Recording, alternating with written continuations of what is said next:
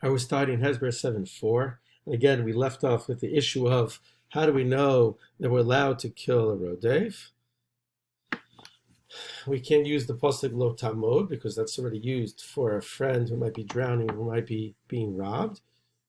And so the Gemara now is going to use a hekesh. A hekesh is, again, when you have a pasuk that's dealing with two different mitzvot that are close to each other. They teach each other. So the pasuk, again, of rape and murder are in one pasuk, and the pasuk starts, Nara lo tasa davar, we don't do anything to a woman that was been raped, a Nara that's been raped. A Nara chitma, she doesn't carry the sin of death, again, because the assumption is she was unwittingly part of the rape. That's why it's called rape, obviously. And then the pasuk continues, Ki kasha yakum ishareu, just like when a man, Yakum, gets up against his friend, rachso nefesh, to kill him, kain hadavar, the same idea. We don't punish the murdered victim.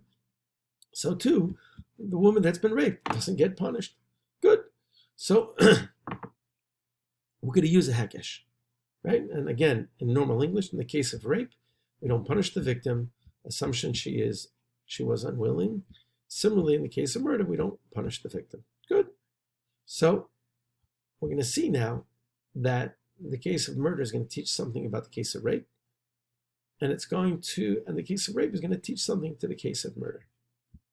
Get up again, Daf Ayin Gimel, Sanhedrin, Perik Shmini, and so Moral, about 17 lines down the bottom.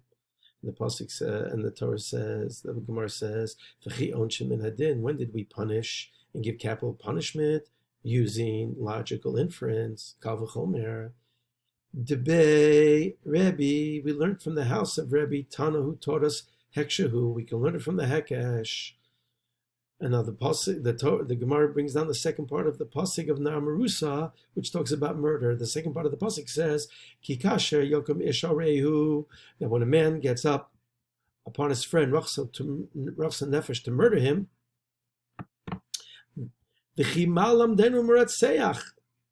what does Muratseach come to teach us in this pasuk? What does it come to teach us? Just like when someone gets murdered, we don't do anything. What is that? What is that teaching us? So now the Gemara explains. There's a narration here going on. This part of the pasuk of Rotzeach comes to teach and to learn. Makish Rotzeach Namarusa. We make a hekesh between the case of Rotzeach, of murderer, and Nara Marusa.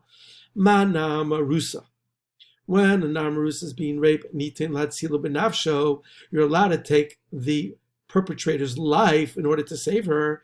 Afrotseach nitin latzilo benafsho, and an attempted murderer, we're allowed to kill him in order to save the person. So the rotzech, the rodev, is allowed to be killed, and it learns that from the case of Namarusa. That's why the Torah put them together, to teach us, just like the Namarusa, we have to do whatever we can to save her.